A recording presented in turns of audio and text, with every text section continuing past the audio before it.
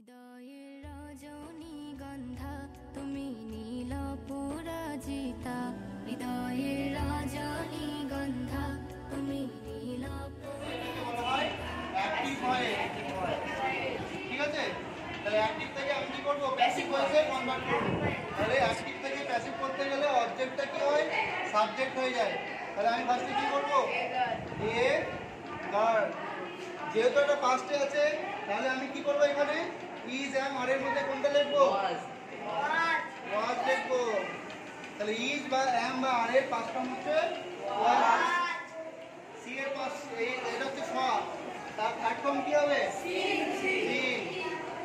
তাহলে কি হলো, এ গার্ল ওয়াজ সিন, তারপরে বাই হয়, তারপরে আই থাকলে ই হয়। ঠিক আছে, এটা কিসে হয়ে গেল, এটা হচ্ছে প্যাসিভ ফর্মে কনভার্ট হয়ে গেল।